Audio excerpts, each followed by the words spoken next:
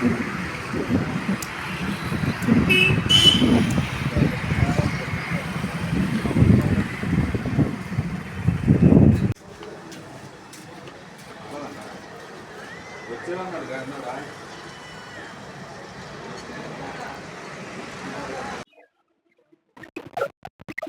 చూశారు ఎక్కడి నుంచి స్టార్ట్ చేయమంటే కొంచెం అనుభవం దాని నుంచి అయితే మీకు క్లారిటీ సింపుల్ గా వస్తుంది. ఎక్కువ తీసుకోలేదు, భేదాలు ఉంటాయి, కనబడవయి. రామలక్ష్మణులాగా మేము ఉన్నాం కానీ భార్య మాట నెగ్గించుకోవాలని భర్త, భర్త మాట నెగ్గించుకోవాలని భార్య అలా ఉంటారు. కానీ నాకు సంబంధించింది కాపురం చేసినంత వరకు విభేదాలు ఉండకూడదు అని అభిప్రాయం తప్పితే ఆయన వార్త ఎలా ఉన్నా సరే ఎప్పుడు ఎవరిని దూషించడం నాకు అలవాటు ఉండదు. నేను ఇప్పుడు కూడా దూరం నాగేశ్వరరావు గారు అంటాను, మా జగన్మోహన్ రెడ్డి గారు అంటాను. కాకపోతే జగన్మోహన్ రెడ్డి గారు పదవిచ్చినందుకు కృతజ్ఞత, కానీ సమస్యల మీద వెళ్తే మాత్రం ఒక్కసారి కూడా అపాయింట్మెంట్ ఎవరు.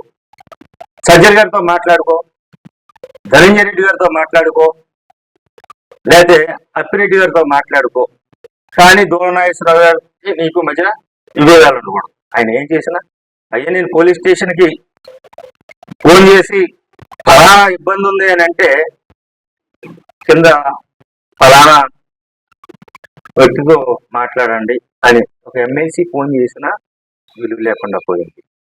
కానీ పార్టీ పోయిన తర్వాత ఇక్కడ ఎలాగా ప్రతిపక్షంలో, అధికార పక్షంలో లేనప్పుడు ప్రతిపక్షంలో ఏమి వెలిపిస్తారండి? ప్రతిపక్షంలో ఏమి వెలిపిస్తారు? న్యాయం చేయాలి. ఇప్పుడు రాజీనామా చేస్తాను, వాళ్ళందరూ ఒపీనియన్ అడిగి వాళ్ళు ఎలా బాగుంటుందా అని నిర్ణయం తీసుకున్నాడు. నేను ఏం చేయాలో మీ అందరికీ కూడా మీడియా ముఖంగా నేను తెలియజేస్తాను.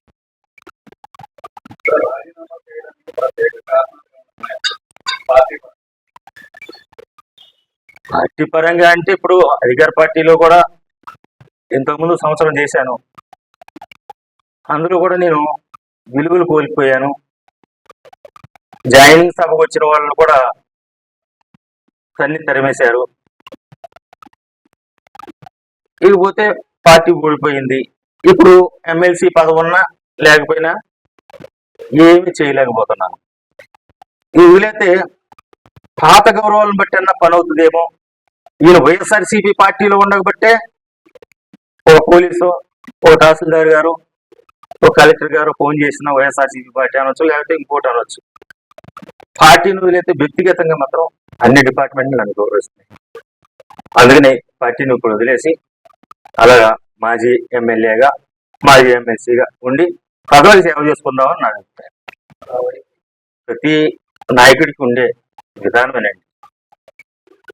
వైసీపీ పార్టీలో అధికారంలో ఉన్న సంవత్సరం కూడా నేను ఏ కార్యకర్తకి పనిచేసుకోలేదు. ఇక్కడ లోకల్ నాయకత్వం, ఎందుకంటే వాళ్ళకి ఎమ్మెల్యే గారికి మనకి ఏమవుతుందంటే రెండు రకాలుగా మీరు అన్నది ఏమంటే ఎమ్మెల్యే గారు నెక్స్ట్ మళ్ళీ ఎమ్మెల్యేగా పోటీ చేయాలా, దానికి ఎమ్మెల్సీని ఎమ్మెల్యేకి ఒకే పెత్తనం ఇస్తే ఒక వాళ్ళు రెండు కత్తులు ఇవ్వడం అని చెప్పి పదవంటే ఇచ్చారు, కానీ పవర్ను తగ్గించేశారు. పదవంటే ఇచ్చారు కానీ పవర్ లేదు. దాని మూలంగా అక్కడ కూడా నేను నాయకులకి, కార్యకర్తలకి ఏ న్యాయం చేయకపోగా నా అభిమానులను కూడా ఖండించుకుని కేసులు పెట్టిన అభిప్రాయాలు ఉన్నాయి. అయినా జగన్మోహన్ రెడ్డి గారి దగ్గర నేనేమీ మాట్లాడలేదు. అడిగాను జగన్మోహన్ రెడ్డి గారి దగ్గర, ఆయన అడిగితే ఒకటే చెప్పేవారు, ఏమన్నా మాట్లాడితే ధనంజయ రెడ్డి గారితో మాట్లాడు, కొల్లేరు సమస్య ఉంది అయ్యా, మూడో కాంటూర్ అని చెప్పి రాజశేఖర రెడ్డి గారు చెప్పారు, చంద్రబాబు నాయుడు గారు చెప్పారు. నేను కొల్లేరు బిడ్డల కోసమే, నా నియోజకవర్గ ప్రజల కోసమే నేను 23 సంవత్సరాల అనుభవం తెలుగుదేశంలో ఉండి ఇప్పుడు నేను ఇక్కడికి వచ్చాను వైఎస్ఆర్సీపీ. కనుక దానికి సంబంధించి మీరు దయచేసి ఆ కొల్లేరు న్యాయం చేయమంటే ధనంజయ రెడ్డి పెట్టి ధనంజయ రెడ్డికి మాట్లాడమన్నారు. అక్కడ కూడా నాకు వెళ్ళిన విధానం, పార్టీ మారిన విధానంలో కూడా నాకు న్యాయం జరగలేదు.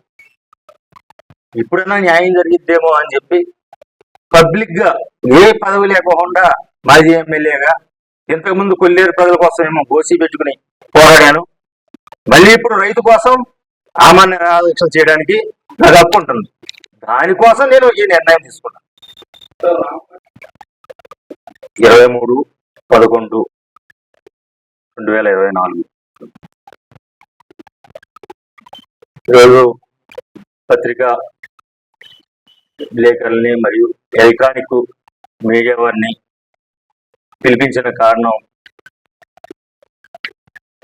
నాకున్న ఏవైతే వ్యక్తిగత సమస్యలు అవనివ్వండి, లేదా నేను ఒక ఎమ్మెల్సీగా ఉండి కూడా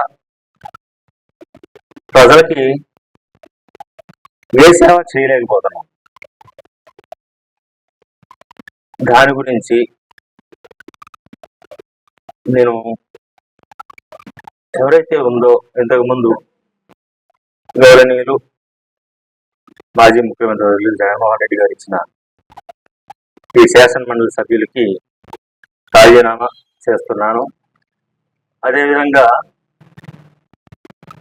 వైఎస్ఆర్సీపీ పార్టీకి కూడా రాజీనామా గౌరవ అధ్యక్షులు జగన్మోహన్ రెడ్డి గారు. కారణం ఏంటంటే ఆ పార్టీలో ఉండడం వల్ల ప్రజలకు ఎటువంటి సహకారం చేయలేకపోతున్నాను. ఇంతకుముందు ఉన్నా సరే, ఒక సంవత్సరం ఎమ్మెల్సీగా అధికార పార్టీలో ఉన్నా సరే,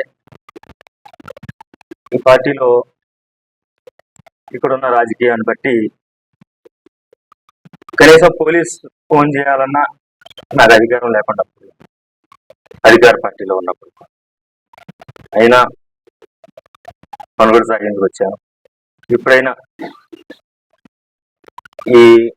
చూసి ఈ రాజీనామా చేసి గౌరవంగా ఎమ్మెల్సీ ఉన్నాడు, ఏమీ చేయలేకపోతున్నాడు అని ఆ మాట అనిపించుకునే కన్నా రాజీనామా చేసి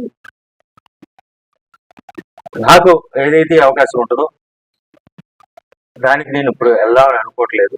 నా నాయకులు కార్యకర్తలు ఉన్నారు, నాకు వ్యక్తిగతంగా ఉన్నారు. ఎందుకంటే 2009లో కరుడు కట్టిన తీవ్రవాదుల్లో పనిచేశారు. కొల్లేరు ప్రజలు ఏమన్నా, బీసీ నాయకులు ఏమన్నా, అగ్రవర్ణాలు కాదు. 83 నుంచి ఒక్కసారి కూడా జనరల్ ఎలక్షన్ లో గెలవకపోతే 2009లో ఒక బీసీ పెద్దగా గౌరవించారు. అటువంటి నాయకత్వం ఉంది.